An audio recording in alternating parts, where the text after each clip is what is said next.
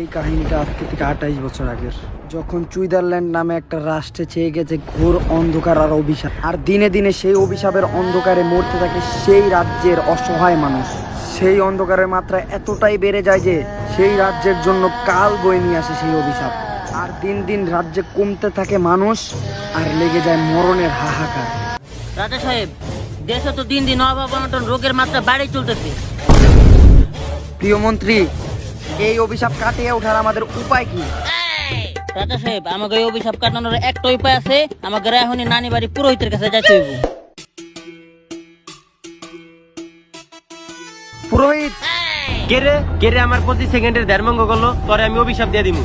রাজা সাহেব ভুলে গেছে আর কি। আচ্ছা যাক, রাজ্যে যে এত বড় একটা অভিশাপ চলতেছে এই বিষয়ে কি তোমার কোনো খোঁজ খবর আছে? না, জানতাম না তো, ফেসবুকে তো কেউ স্টোরি মারে নাই। এই অভিশাপ কেমনে কাটামু এর একটা উপায় বাই করো। রাখ, মুন্নি বদনাম হুই ডার্লিং তেরে লিয়ে। হালার এটা কি আছিল? কেন রাজা সাহেব, মন্ত্র? রাজা সাহেব, এটা তো অনেক বড় অভিশাপ। এই অভিশাপ যদি আমরা 2 দিনের ভিতরে কাটা না উঠতে পারি, তাহলে আমাকে রাজ্য ধ্বংস হয়ে যাবো। তাইলে পুরোহিত, আমাকে এই রাজ্য বাঁচানোর কি কোনো উপায় নাই? খারা, এর উপায় আছে। What's my name, what's my name, what's my name.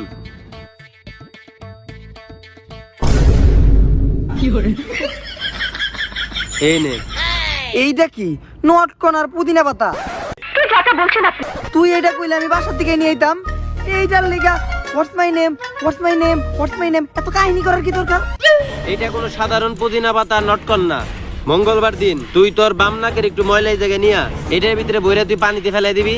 My name is শিলা, শিলা কি জাবানি, এই মন্ত্রটা কইয়া। আর ওই পানি থেকে একটা আলাদিন বেরোবো। ওই আলাদিনই তোর রাজ্যের সব সমস্যার সমাধান করে দিবে। আচ্ছা গুরুজি, তাহলে আমি এটা মঙ্গলবার দিন পানিতে ফেলাই দিই। ঠিক আছে। পুরোহিতের কথা শুনে রাজা আর মন্ত্রী যখনই মঙ্গলবার সকালে লটকনের কুটাটা আর পুদিনা পাতাটা পানিতে ফালাই দিতে দেবো, তখনই মন্ত্রীর মনে পড়ে যে রাজা সাহেব, মন্ত্র করতে হইব। ও মন্ত্র কই দেব, মন্ত্রটা জানি কি আছিল? শিলা শিলা নানি, মন্ত্রটা কি জানি ছিল? শিলা শিলা নানি, তার মারে বাপ। ও, আমার মনে পড়ছে। মে পানি পানি হো গাই। আচ্ছা কই, मैं पानी पानी हो गई। মন্ত্রীর বলা ভুল মন্ত্রের কারণে আলাদিন না আসাতে রাজার একটু পরে মন্ত্রীর উপরে সন্দেহ হয় যে মন্ত্রী মন্ত্রে একটা ঝামেলা বাঁধাইছে। তাই ওই টাইমে রাজা মন্ত্রীর খেতে নিয়ে পিছন মেরে দিতে দেবে। আর তখনই নাগিনী স্টাইলে ড্যান্স করতে করতে পানির তল থেকে উঠে আসে আলাদিন। যদিও এটা 1998 সাল ছিল, কিন্তু আলাদিন ব্র্যান্ডের গেঞ্জি পরছিল।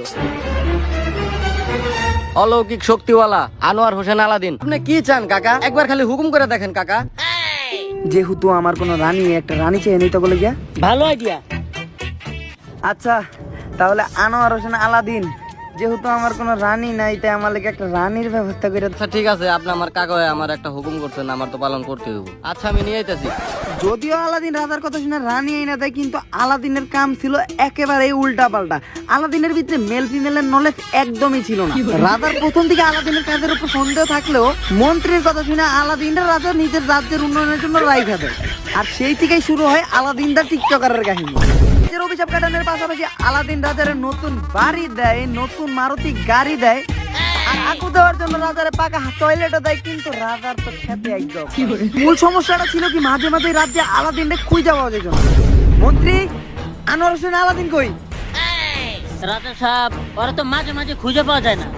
আমি অনেক দিন ধরে এই জিনিসটা লক্ষ্য করতেছি। আজকে আলাদিন আহুক, খবর আছে। তেরি প্যারি প্যারি দো আখিয়া। কি রে আলাদিন, এতক্ষণ তুই কই আছিলি? আর আমি ইদানিং খেয়াল করতেছি যে তোরা মাঝে মাঝে খুঁজে পাওয়া যায় না। আরে গেছিলাম আর কি, রাজ্যটা পরিদর্শন করে এলাম। কে কোন জায়গায় দুঃখে কষ্টে আছে এটা আমার দেখতে হইব না? তার রাজ্য পরিদর্শনে তো একটু আগে আমিও গেছিলাম। তেরি প্যারি প্যারি দো আখিয়া। থাকেন পরিদর্শন করে আসি। ওরে আমি অনেক দিন ধরে খেয়াল করতেছি, ওর ভাব সাব ভালো ঠেকতেছে না। ও কই যায়, কি করে, তার পাই পাই খবর আমার চাই। ওকে রাজা সাহেব। আর রাজার কথা শুনে একদিন মন্ত্রী আলাদিনের পিছন মারতে, মানে পিছনে ফলো করতে করতে এক জঙ্গলের ক্ষেতের ভিতরে চলে যায়। আর মন্ত্রী ক্ষেতের ভিতরে যায় আলাদিনকে যেটা করতে দেয় সেটার জন্য মন্ত্রী মোটেও প্রস্তুত ছিল না।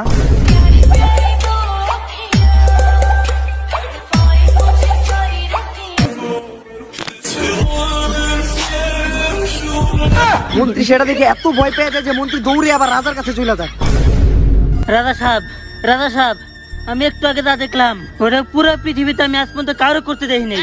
5 বছর আগের স্যামসাং A7 মোবাইলটা বাই করে ফুল রেকর্ড করা ভিডিওটা রাধার দেখায়, আর রাধাও সেই অলক্ষণের প্রতিবন্ধী মার্কা কাজগুলো দেখে নিজেও ভয় পেয়ে যায়। এটা তো মোটেও ভালো লক্ষণ না। এখনই নানি বাড়ি পুরোহিতের কাছে চল। মুন্নি বদনাম হুই ডার্লিং তেরে লিয়ে তেরে লিয়ে তেরে লিয়ে। বাবা, কিরে তোর এই জায়গায় মেয়ে নিয়ে আসিস কে? এই জায়গায় তো মেয়ে নিয়ে আসা নিষেধ। কিন্তু বাবা এটা তো মাইয়া না। তেলে কেরা?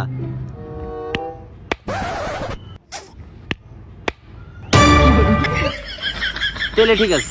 তাইলে বাবা যে কারণে আপনার কাছে আসা, আপনি যে আলাদিন দিয়েছিলেন ওই আলাদিন তো এগুলা করে বেড়াইতেছে, আর বাবা আলাদিনের করা সেই ভিডিওগুলা দেখে আর বাবা নিজেও অনেকটা ভয় পেয়ে যায়। এই এটা তো অনেক বড় অভিশাপ। এটার নাম তো টিকটক। এটার লিগে তো মানব জাতি আস্তে আস্তে ধ্বংসের হয়ে যাবো গা। প্রত্যেকটা ঘরে ঘরে প্রতিবন্ধী তৈরি হইব। কিন্তু এটা তো আর কথা ছিল না। নিশ্চয়ই তোর আলাদিনে ডাকার সময় কোন একটা ঝামেলা করছো। না বাবা, আমরা তো কোনো ঝামেলা করি নাই। আচ্ছা তোর আলাদিনে বাইর করার সময় মন্ত্রটা কি পড়ছিলি?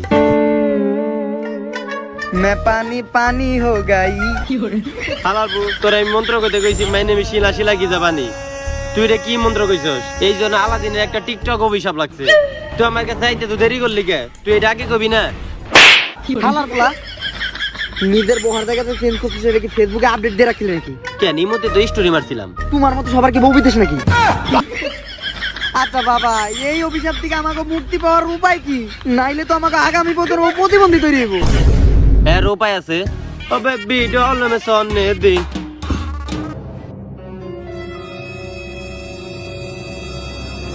এইটা কি বাবা? আলাদিনের কেটলি। কিন্তু হালার পোলা, আলাদিন তো সবসময় চেরাগের ভিতরে থাকে। বাজেট কম, টাকা নাই। এটা দিয়ে কাম চালামো, সমস্যা নাই। মন্ত্র রইলো এ দুনিয়া ফিতল দি, এ দুনিয়া ফিতল দি, এ দুনিয়া ফিতল দি। ও বেবি ডল মে সনে দি, ও বেবি ডল মে সনে দি। এই থাম। এই মন্ত্রটা কইয়া এই কেটলিটা ওই পানিতে ফেলাই দিবি, তাইলে চিরদিনের মতো বন্ধ হয়ে যাব আলাদিন দা টিকটকার।